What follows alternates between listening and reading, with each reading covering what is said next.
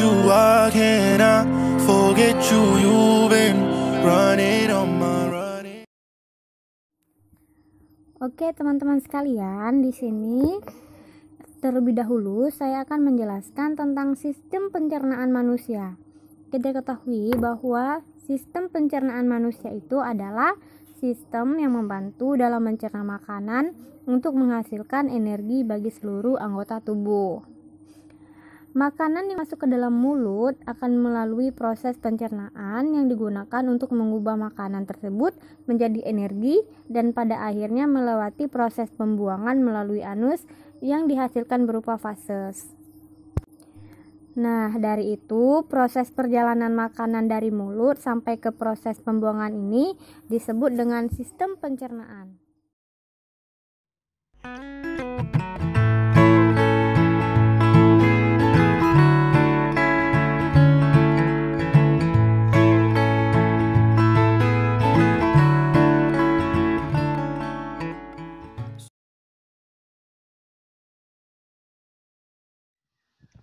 Dalam mulut, makanan dihancurkan secara mekanis oleh gigi dengan jalan dikunyah. Kemudian, makanan yang dimakan dalam bentuk besar diubah menjadi ukuran yang lebih kecil. Makin lama mengunyah, maka semakin baik, sebab proses penghancuran lebih efektif. Apabila makanan menjadi makin kecil ukurannya, maka luas permukaan akan bertambah di dalam mulut. Selama penghancuran secara mekanis ini berlangsung, kelenjar yang ada di sekitar mulut mengeluarkan cairan yang disebut dengan saliva atau ludah. Secara mekanik, gigi akan memotong makanan menjadi bagian yang lebih kecil dan kemudian akan dibasahi oleh air liur sehingga memudahkan lidah dan otot-otot lainnya mendorong makanan ke dalam tenggorokan atau faring dan melewatkannya ke dalam kerongkongan. Menjadi pintu utama ketika makanan masuk.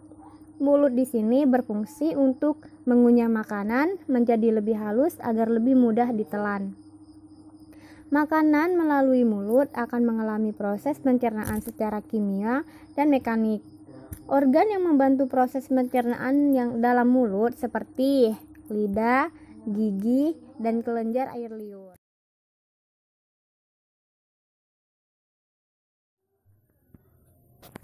Makanan yang telah dikunyah dalam mulut ditelan melalui esofagus masuk ke dalam lambung. Perpindahan makanan dari mulut hingga ke lambung disebabkan oleh adanya gerak peristaltik pada esofagus yang dibantu oleh adanya mukus, yaitu suatu mukroprotein yang merupakan pelumas dan juga melindungi esofagus dengan bentuk lapisan tipis pada esofagus. Mukus ini tahan terhadap semua cairan yang terlibat dalam proses pencernaan makanan. Dan mukus ini juga dihasilkan oleh setiap bagian dari sistem pencernaan.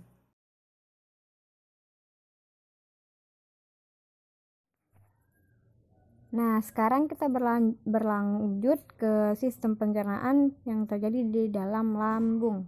Kita ketahui juga bahwa lambung itu merupakan salah satu tempat pencernaan makanan yang penting. Pada organ ini, proses pencernaan berlangsung selama 2-6 jam.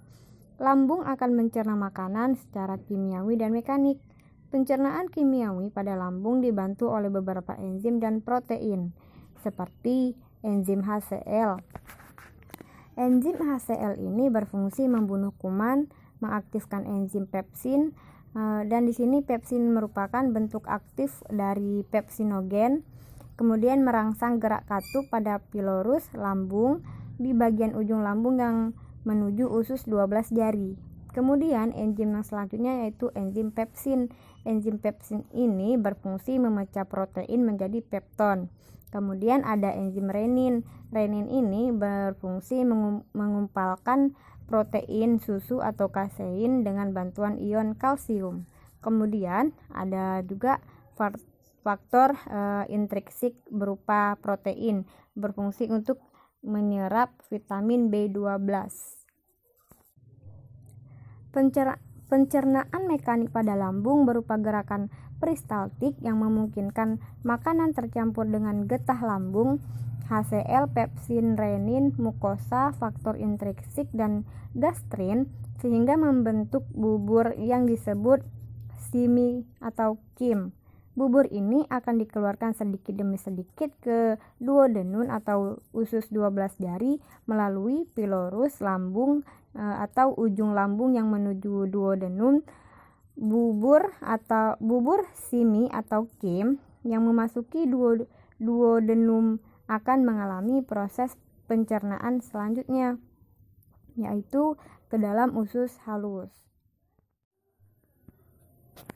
Makanan yang telah dikunyah dalam mulut ditelan melalui esofagus masuk ke dalam lambung.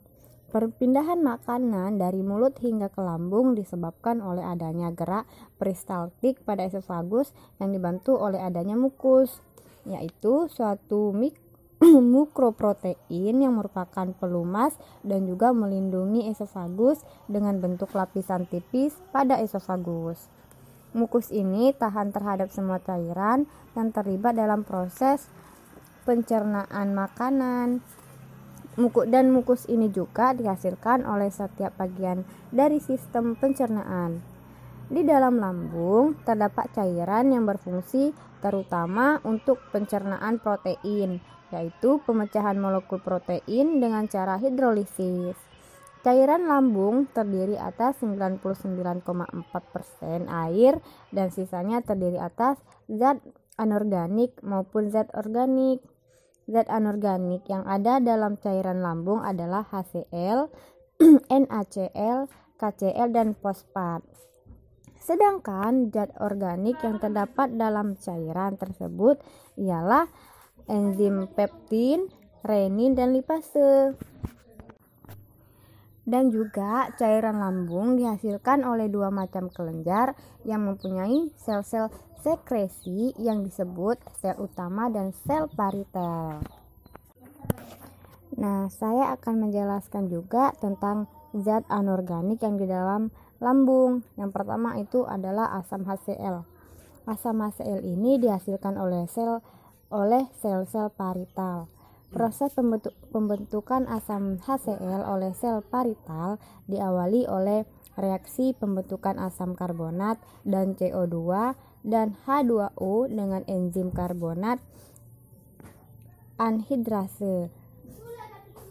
H2CO3 yang terbentuk dalam sel parital melepaskan ion H+ keluar, sedangkan ion HCO3 negatif mengalami perpindahan penggantian ion Cl negatif dalam plasma. Ion Cl negatif dikeluarkan dari dalam sel parital dan dengan adanya ion H+, maka terbentuk asam HCl dalam lambung. Nanti bisa kalian lihat pada gambar yang tertera di video ini. Adanya asam HCl ini menyebabkan cairan dalam lambung bersifat asam dengan pH antara 1,0 sampai 2,0. Berarti juga asam HCl ini berguna untuk membuat pH yang baik untuk memproses pemecahan molekul protein oleh enzim pepsin dengan cara hidrolisis. Kemudian kita lanjut ke pepsin. Pepsin adalah suatu enzim yang berguna untuk memecah molekul protein menjadi molekul yang lebih kecil, yaitu pepton dan proteasa. Enzim ini dihasilkan oleh sel-sel utama lambung dalam bentuk pepsinogen, yaitu calon enzim yang belum aktif. Nah, pada umumnya untuk calon enzim ialah zimogen. Pepsin ini merupakan katalis untuk reaksi hidrolisis protein dan membentuk pepton dan proteasa, yaitu menjadi polipeptida yang lebih kecil daripada protein. Pemecah molekul protein oleh pepsin ini terjadi pada ikatan glutamil menjadi tirosil, glutamil dan fenilalanil. Kemudian ada sistenil, dan urosil. Kemudian kita lanjut ke lipase. Lipase kita ketahui adalah enzim yang mengkatalis pada reaksi pemecahan molekul lipid dengan cara hidrolisis. Enzim lipase bekerja secara optimal pada pH antara 5,5 sampai 7,5 dan dengan demikian dalam lambung tidak bekerja secara efektif dan optimal. Namun, kita ketahui juga lipase tahan terhadap lingkungan yang bersifat sangat asam dan dapat juga melangsungkan reaksi hidrolisis terhadap molekul triasilgliserol atau trigliserida yang mengandung asam lemak pendek atau sedang. Kemudian kita lanjut ke enzim renin. Kita ketahui renin ini berasal dari prorenin, yaitu suatu zimogen yang dengan suasana asam berubah menjadi renin.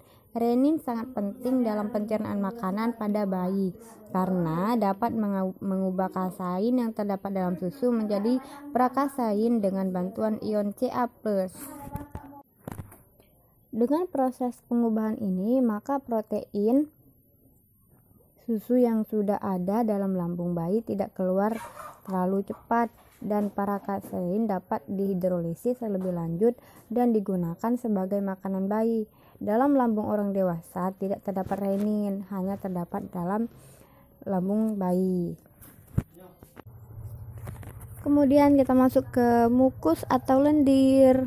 Mukus atau lendir ini adalah suatu glikoprotein atau musin yang dihasilkan oleh sel-sel pada dinding lambung. Mukus ini berfungsi melindungi sel-sel dinding lambung dari asam HCl maupun dari enzim pemecah protein. Namun, apabila protein asam HCl terlalu banyak atau asidosis, lambung dalam keadaan kosong, maka sel-sel dinding lambung akan terkena pengaruh asam HCl dan menyebabkan rasa nyeri pada lambung.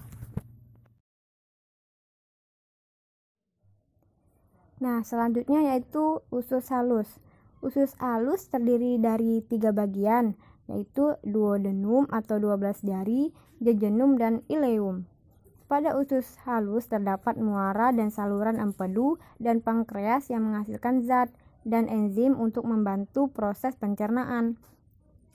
Dan enzim yang berperan pada usus halus itu seperti sakrase, itu untuk mencerna sukrosa menjadi glukosa dan fruktosa.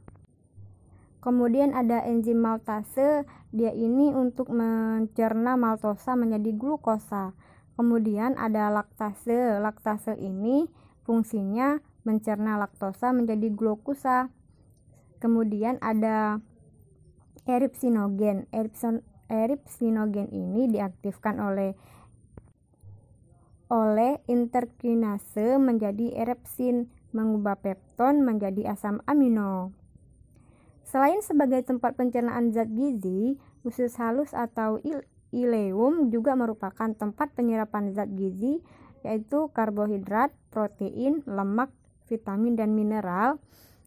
Usus ileum memiliki villi yang memungkinkan untuk melakukan fungsi penyerapan tersebut.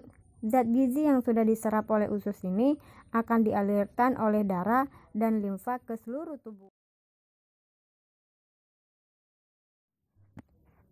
Kemudian kita lanjut ke usus besar atau yang sering disebut dengan kolon. Usus besar atau kolon ini terbagi menjadi 4 bagian. Yang pertama, kolon ascendens. Kolon ascendens ini merupakan bagian usus besar yang mengarah ke atas. Usus ini berfungsi menyerap zat gizi dan air yang belum terserap oleh usus halus serta memadatkan fases. Kemudian, yang kedua adalah kolon transversal.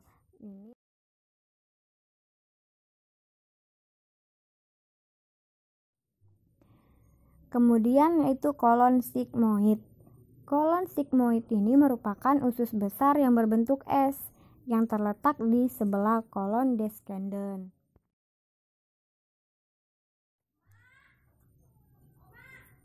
Setelah itu kita masuk ke rektum.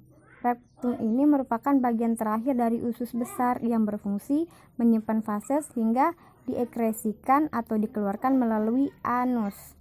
Nah, sekarang kita masuk ke anus. Di sini yang disebut dengan anus adalah lubang di ujung saluran pencernaan yang memungkinkan feses keluar dari tubuh. Kemudian kita masuk ke cairan empedu. Cairan empedu dibuat dalam hati dan disimpan dalam kantung empedu apabila tidak digunakan. Kantung empedu ini terdapat melekat pada hati. Pada waktu ada proses pencernaan makanan, kantung empedu berkontraksi dan mengeluarkan cairan empedu ke dalam duodenum melalui saluran yang menyatukan dengan saluran cairan pankreas pada bagian akhir. Cairan empedu ini merupakan cairan jernih berwarna kuning, agak kental dan mempunyai rasa pahit. Selama 24 jam dihasilkan cairan empedu sebanyak 500 ml sampai 700 ml dan mempunyai pH antara 6,9 sampai 7,7. Nah guys, untuk kesimpulannya, jadi kita dapat mengambil yaitu makanan yang masuk ke dalam tubuh akan dicerna oleh sistem pencernaan, dan sistem pencernaan tubuh terdiri dari rongga mulut, faring, esofagus, lambung, usus halus, usus besar, rektum, dan anus. Pada rongga mulut dan lambung terjadi pencernaan secara kimiawi dan mekanik. Pencernaan makanan juga dibantu oleh kelenjar ludah, empedu, dan getah pankreas. Nah guys, hanya ini saja yang dapat saya sampaikan. Lebih dan kurang saya mohon maaf, karena di sini kita sama-sama belajar.